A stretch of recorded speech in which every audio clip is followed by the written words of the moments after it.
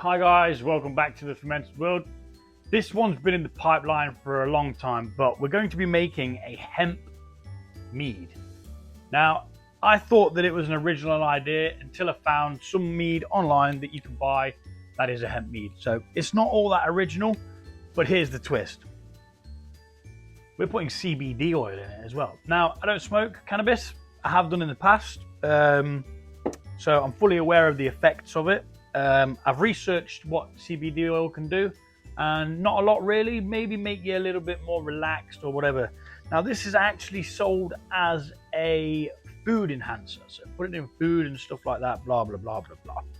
But we're going to make mead with it because I'm silly like that. So I've got 20 tea bags. I think I've already had one out of it to see what it tasted like, and it wasn't all that bad. Bit leafy, kind of plant matter-ish, but not all that bad at all. So we've got 20 tea bags. So I'm going to use 10 in the fermentation and whatever's left in secondary. I'm going to use half a bottle of this in... Oh, let's double check what it says to do actually. Directions of use. Use the pipette in the cap to draw up your required measurement. Measurement directions. We suggest 2 milliliters per day. What's this? 30 mil.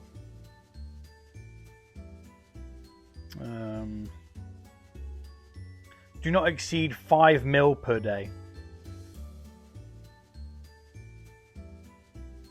But we're diluting it anyway, so they can shut up. What's the worst that can happen? It says per cup of tea, so that's what we're going to do. We're going to measure out 10 cups of boiling water to make this this tea with. For real. Being very careful because this is hot. Then we're going to leave it for 8 minutes, it says. It's 5 to 8 minutes. Maximum of 5 cups a day.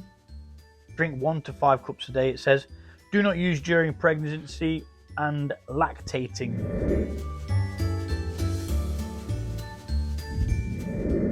Okay, so we've got 6 in there. I don't want to overshoot it with the hot water, otherwise we'll have to wait for it to cool down, which becomes a ball ache.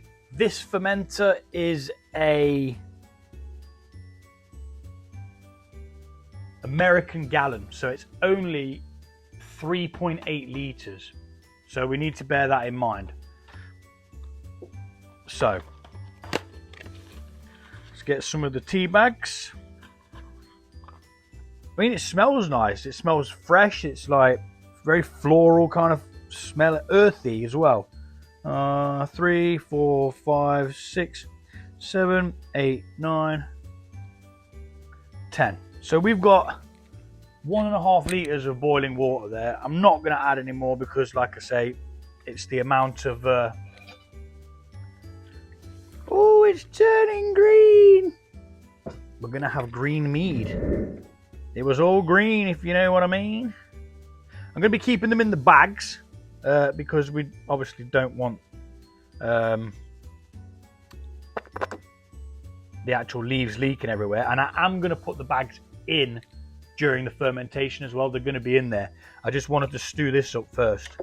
So I'm going to mix this for a minute or two, and hopefully that'll get it nice and extracted.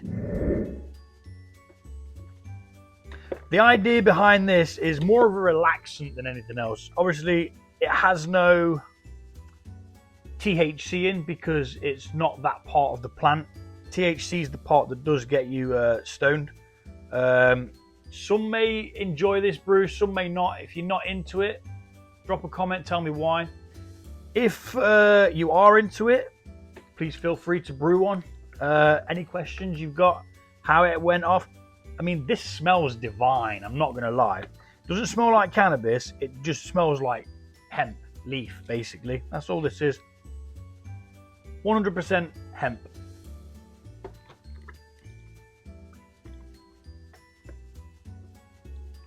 But we will not be putting any cannabis in this per se. None of the stuff that would get you arrested anyway. because cannabis is illegal in this country. Hemp is not. Now, I thought they used to use hemp for what's it? Let's just make a quick alarm for 8 minutes so that we know that we're good. Get the extraction about right. I think they used to use it for fishing. Sure, they used to throw it in the water for fishing. Like carp or something like that. Used to send them wappo. Anyway, we're going to leave this going for about 8 minutes. All my bags are tangled up, look. Yeah. Give this a quick stir around, and then we're going to leave it for 8 minutes. Let it do its magic, and we'll be back shortly.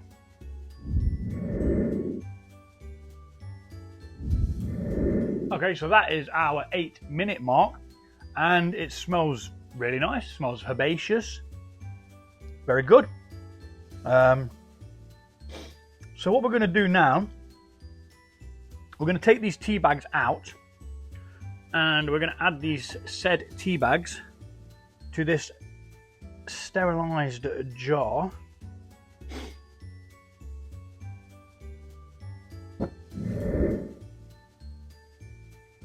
Now, a couple of the fibers do look like they've escaped from the tea bags, but I'm not really too bothered or worried at that matter.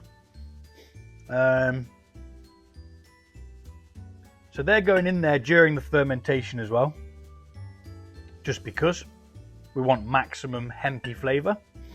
And the reason why I'm saving some for secondary is just in case the fermentation destroys any of the said flavour. So do we have any more in there, or are we finished? We've got a couple of paper labels which I totally didn't think through.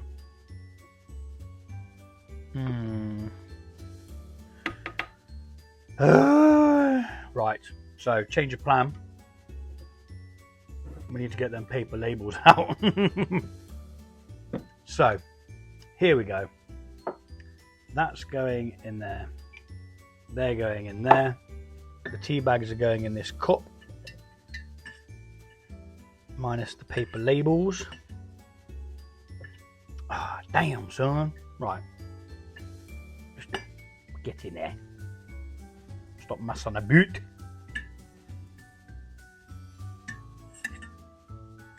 Right.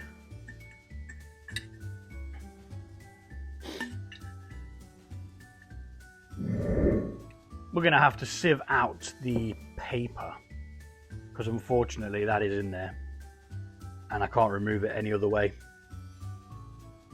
other than sieving, which isn't a bad thing anyway. Come to look at it, because we've got loads of leaves in there as well. Now we're cooking with gas. Start again. We have got bits of leaf in there still, but not as much as we did have. So what we need to do is we need to cut the tags off the bags, which is what I should have thought about doing beforehand, but yeah, never used a tea bag in a brew before like this, so got to give me the benefit of the doubt, really, haven't you? Is this going to be problematic? No. But we are going to speed this bit up, because this will be boring as heck.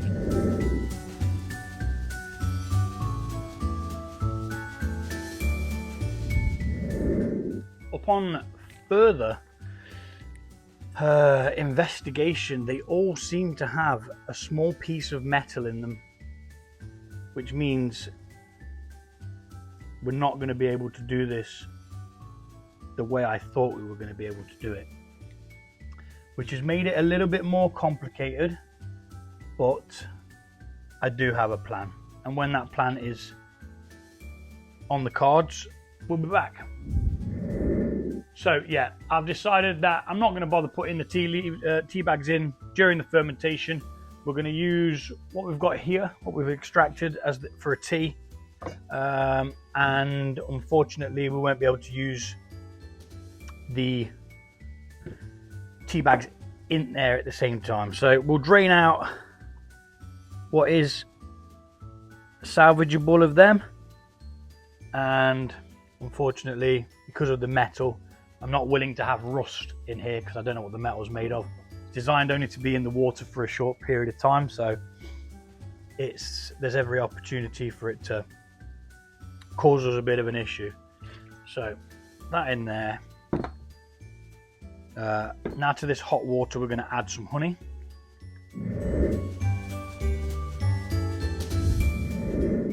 Okay, so we're going to take some of this hot water out of here now, making sure we're not picking up the honey. I'm going to squirt the hot water into the honey pots. That didn't work very well, don't know why. And then we're going to just basically rinse out these containers here.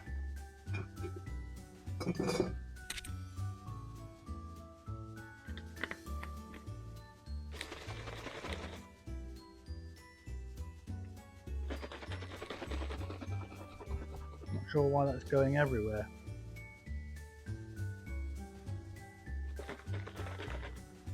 Weird.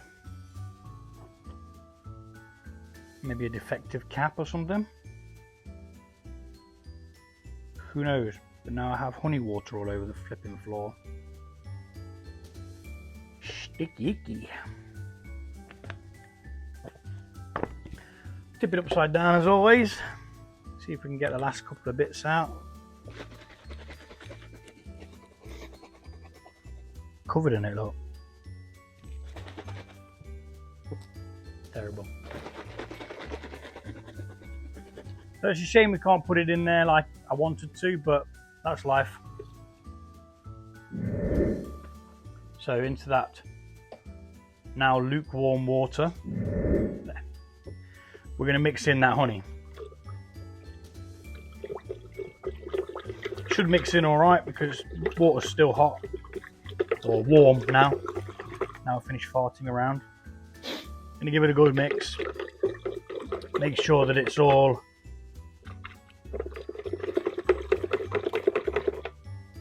dissolved. When you think you've finished mixing your honey, mix it some more. Unless you're using hot water, which helps it dissolve really quickly. Doesn't stop it splashing up though.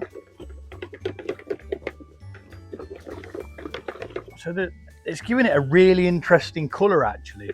It's almost like a murky brown.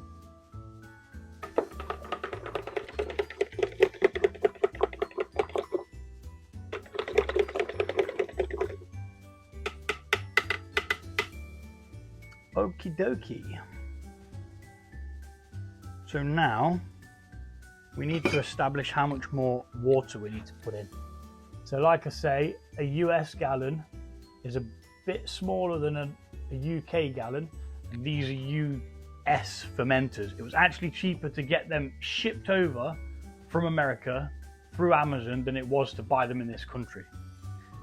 If I bought them in this country, yes, they might have been a bit bigger, but bloody hell, for the price and the saving, it was a no-brainer. So we're going to aim for the 4 litre mark. Actually, no, we're going to do 3.5 first. See where we're at. So let's fill it up. Okay, so that's at the 3.5 litre mark. We're just going to pour this in and see what room we've got left.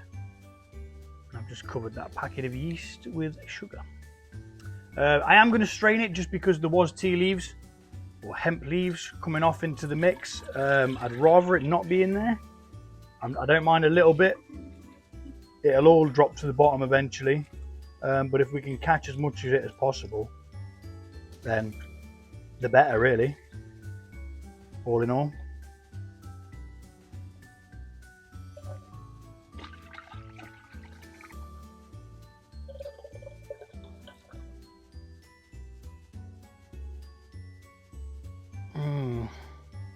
Yeah, I think the 3.5 litres is good. although it is a wide mouth fermenter. Let me just double check with the size of a US gallon. Okay, so a US gallon is 3.79 litres to us in the UK, which means the 3.5 litres that's in here is perfectly adequate. It will leave us enough headspace for a fermentation, and don't forget that we will be adding some tea bags again in this container. I'm going to split the bags open, put it into this hop bag is what it actually is, and we're going to be using that for the holding the leaves in during secondary. So that was yeast nutrients that I've just put in there, so we're going to give that a quick whizzaroony, get that mixed in.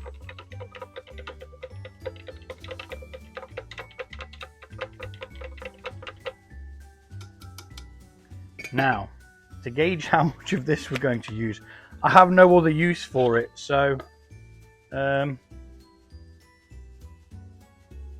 god, I don't know how you open it. Oh, it's got a child lock on it. That's probably why I couldn't open it. So it says to use the pipette. Doesn't really smell of anything.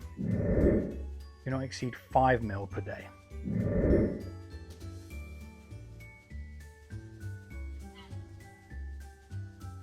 I don't know.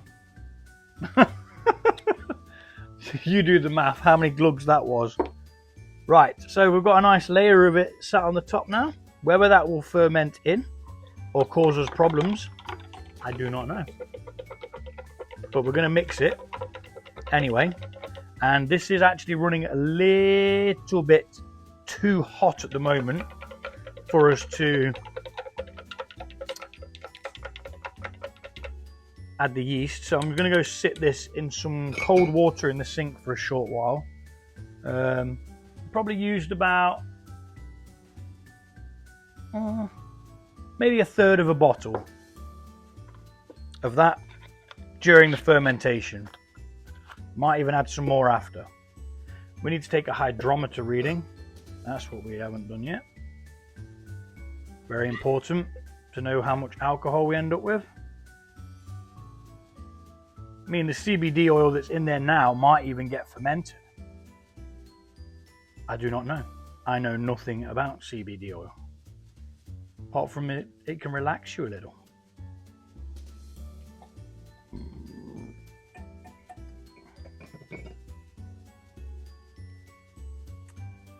Ooh.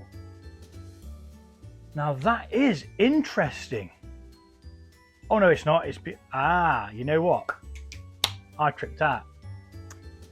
The reason why it's higher is because there's less water than I'd normally use. I'd normally use an extra litre of water, so this is more concentrated, thus meaning it'll come out stronger if it goes dry, and that's at the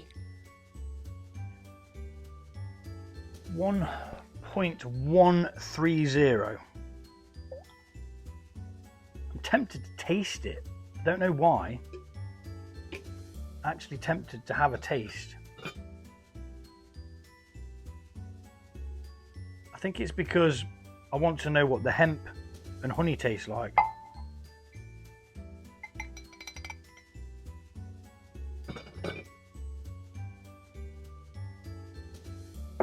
Extremely sweet at the moment, and there is a bit of like a planty taste in there as well, but it is super sweet.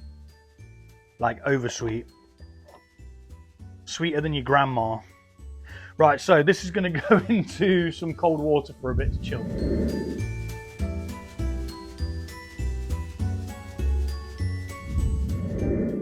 Okay, so that didn't take all that long really. It's down to between 24 and 25 degrees now. So we can pitch the yeast using Mangrove Jack's mead yeast. As always, I just like it. It works. Never really had any problems with it. We're only going to use half a pack because it's a small batch, and we wouldn't want to kind of waste any, you know. So that will go in the fridge, make it lay dormant, put it back to sleep, and we're going to mix this yeast in.